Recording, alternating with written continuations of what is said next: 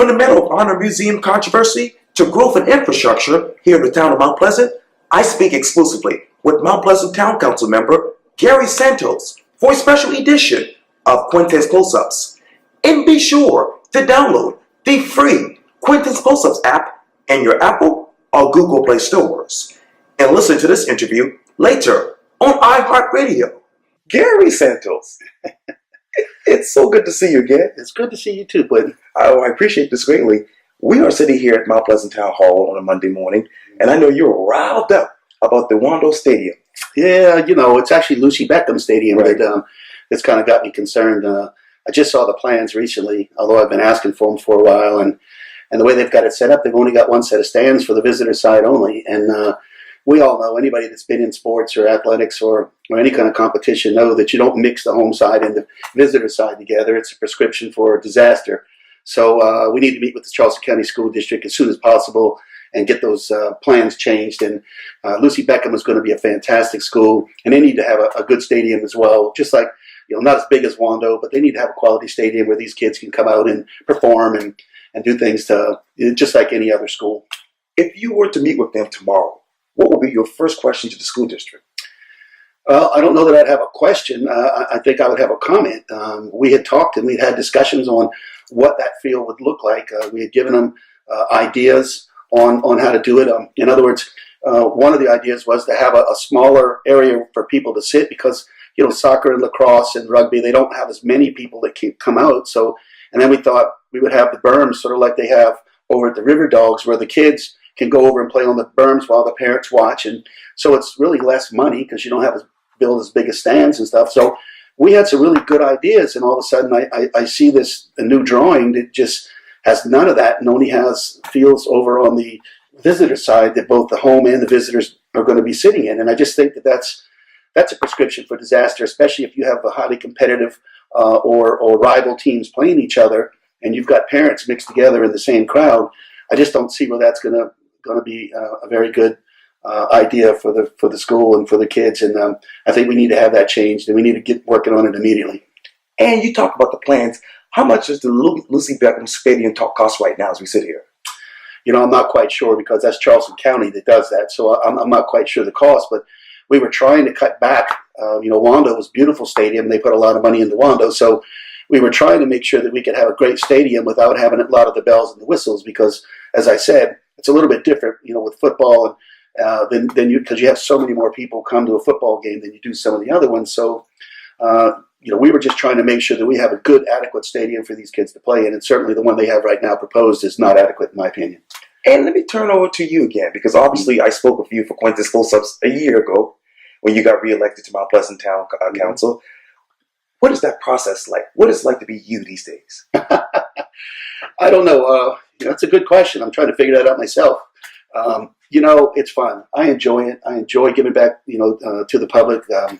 I enjoy helping out any way I can, coming up with ideas that I think that'll make the community a better community. And I've been doing that now going on 20 years. And I just feel like it's a great thing to be able to give back. There's an old saying, you can't go through life with a catcher's mitt on both hands because sometimes you got to throw back. And I've kind of lived my life like that and always tried to give back. I'm working on something right now. I can't tell you yet, but something that's going to be really, really good for the community and not just our community, but for the surrounding communities as well. And so, it's just I'm always, people ask me, where do I come up with these ideas? They just hit me and I just go with them. And they seem to work out well at the end. So that's good to hear. Yeah. You can't talk about that particular idea, but what are those other ideas in your mind when you think of town council and your community that you serve? Well, we have a great team now, and we're all working closely together. I've been working with Oceanside Academy to partner up with them to build a stadium out there for them where we would participate with them. In other words, we would build the field and they would build the stadium and the field house and the stands and things. So I like working together with our partners, and I consider the Charleston County School District our partners here in Mount Pleasant because we spent like $200,000 on Moultrie's field, around $800,000 on Carrio's field, and in return they let us use those fields when they're not using them. So we have a great partnership, and that's one of the things I've always been trying to do since I've been an elected official is make sure that we partner with the entities around us that also are working with the public, so that we all come together as one for the benefit of our public. So the Oceanside project that's coming on, it's really going to be fantastic. It's going to be great for their school, but also for our recreation community as well, because like right now they let us use their gyms. We let them use our football fields. Recently, Wando, when they were building the stadium, their track wasn't available because of the building. So I talked to them and we offered them our track to use. And so they came over on our track and they used a half a track, and our team, Mount Pleasant team, used the other half, and all three teams won state championship. So you had Wando's boys and girls, and our team won a state championship using half a track. So the key is we partner up. We work together for the betterment of the community, the betterment of our children, and it's just a great feeling to be able to participate in stuff like that. And you say Oceanside, as far as trying to get them a new stadium, how much would the town of Mount Pleasant fit as far as the bill? Well, we're looking at putting a field out there, a turf field anyway. So it's not going to be that much more for us, because we have fields already planned out there. It's going to cost a little bit more to put a turf field there, but still we'll be able to play every day of the year instead of rainouts, instead of taking the fields down twice a year to grow the grass back. We'll have a field that we can use all the time for multiple sports. So we were already planning on looking at that idea when we started talking with Oceanside about partnering up for a stadium. And so really it's not going to be that much more, simply because, like I said, we're partnering up with them, so we'll be sharing the cost. Let me get back to some other big issues. Mm-hmm. I know you're riled up about the whole Lucy Beckham Stadium. I gotta take you, I guess, around the corner to the Patriots Point area. Yeah. Obviously, there's still a debate over the whole Medal of Honor Museum idea, if it will come here or not. Yeah, we don't know. Ooh, yeah. We don't know. And one of the things, Quintin, I think people need to know is they never came to town council. We never had them come to us and sit down with council. They went to the planning commission, they went to the planning committee, but they never came to council as a whole to talk to us and see what we felt and how we felt. In fact, I put together a proclamation that was signed by the mayor and all of our council members supporting the Medal of Honor Museum, saying that we wanted it here. That had a little effect on them. And so it never came to us. So we really didn't, although we saw plans and we heard about plans, and I went to all the meetings, nothing was put in front of council to make a decision. And so I thought that was bad. I thought they should have come to council. If they really wanted this, they should have come to council and talked to us about it, but they didn't. So it was kind of out of our hands. If they would have come back to you now, well, how would you all go? Well, we would look at it again. Certainly we would look at it. We were offering to move our road for over $1 million for them so that they could put it there. The town was coming forward looking to do things to try and help. So I'm serious. If they come back, I'm sure we would sit down and look at it again and try and make a good decision based on what we think is the right thing to do. We all want the museum, but as you know, the devil's in the details, and that's what we wanted to see, but it was never brought to council, so we never had a say in it. Okay, why did they go to the planning commission and the other folks versus you guys? Do the planning commission have more power than you guys? Well, no. I think they did it because they didn't do their research. I think they're used to working with strong mayors that could just make decisions. Well, as you know, we're a strong council, weak mayor system. Right. And I think that they just didn't do their research to see what type of government we had, and they didn't follow protocol, because if it would have been me, certainly I would have started with council and let council tell me, okay, let's take it to the commission, let's take it to here. But they didn't do that. They started with the commission and they never ever got to council. And I think they just didn't do their research on this. And I think they thought that it was just going to be a shoo-in, and clearly it wasn't. How much more research have you done on the Medal of Honor Museum in general? Well, in general, I went to all the meetings, so I saw all the meetings. I liked number 3, which was the smaller buildings. In fact, I had made the recommendation that they should put a little amphitheater in the middle of all those 3 where kids can come and sit down and listen to people talk about the Medal of Honor, or even the honorees talk about the Medal of Honor, and maybe up on the windows of the buildings surrounding you could have etched different stories where these kids could learn about it. So that was one of the things I liked. Not only would it be a little bit lower, but I thought it would just be a little bit better for bringing school kids in and being able to be outside and all. So I was excited about looking at the possibilities, but again, it never came to us, and so I never had an opportunity to vote on it.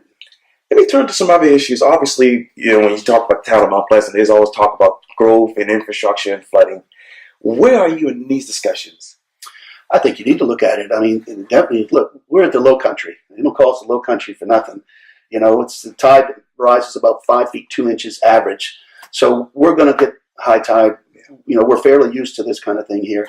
And certainly we need to look at it. There's certain areas like the old village that, when it was built, did not have the infrastructure that was needed to control, the drainage. And people were coming in, building bigger houses, which was causing more of the water to run off of their properties and down the street. So we had some issues going on that we really had to look at. Those roads are state roads, and they're not town roads. So we're limited on what we could do without the state being a part of it. But it's a serious effect that it's going to have on the different neighborhoods. Steve Farm is one of our drainage basins, and they having issues as well. But we're working on it. We are doing a lot of work on that, and I think we're getting ahead of the game. And obviously, I was just reading this on Channel 2's website just recently. The last day for public comment regarding the old Mount Pleasant water tower. I know that's a Mount Pleasant Water Works issue. Yeah. But if you were to stand in front of that commission, what would you tell them? I'd have to look and see the research that they're doing on the tower. I understand that the tower's old. I understand that they'd like to take it down. It's going to cost about $1 million to repair it. Right. I would like to, just hear what the folks around the village area have to say. They're the ones that live there. They're the ones that's going to affect their community with the tower and their reception that they get on their cell phones and all. So really, I think there needs to be some research done to really see how it affects them and listen to them, because it's in their community. And I want to make sure that whenever something's done, I always like to listen to the folks who live in that community, because it's going to affect their lives the most. Yeah. So I'm looking forward to just getting more research and finding out from the waterworks what their plans are, what they want to do, and then they'll have to come to the town, because we'll probably have to rezone it if that's the case. But certainly they need to have some public meetings, and let's hear from the public and see what the public has to say. And you talk about looking forward. Obviously, I believe Mayor Haney's stated the town address will be in March. What exactly do you want to hear from him? Well, you know what? I want to hear all the things that we're doing. I think the public deserves to hear all the great things that we're doing with the community. And there are a lot of good things that are going on. And I think that's a good chance for him to show how well we have worked together. I mean, look, we're not always going to agree, but we can agree to disagree. I think it was General Patton that says, when everyone's thinking alike, then somebody's not thinking. So you have to have people thinking outside the box and thinking different than the other people. And we have that, which is great. But at the end of the day, we need to be able to get up and be friends and be colleagues and work together. And we've been able to do that. So I expect a very positive report from him. And Mount Pleasant's a great place to live. We wouldn't have so many people moving here. Very rarely you see someone retire from Mount Pleasant and move up north or move somewhere else. They're all coming here. So we're doing something right. And we got so many good things that we're working on and looking to happen. So I can't wait to hear what he has to say. And I'm sure it's going to be a positive message for the town and how well we're doing and how well we're going to do as we move forward. That's so great to hear. Yeah. Well, Councilman Gary Bustos, thank you so much for your time. I really, really appreciate it. I'm sorry. That's okay. I get that all the time. Joe, I'm helping you get reelected here, buddy. Gary Santos. I get it all the time. Don't worry. Thank you. Good to see you, man. Likewise. As usual. Yes, sir. Bustos.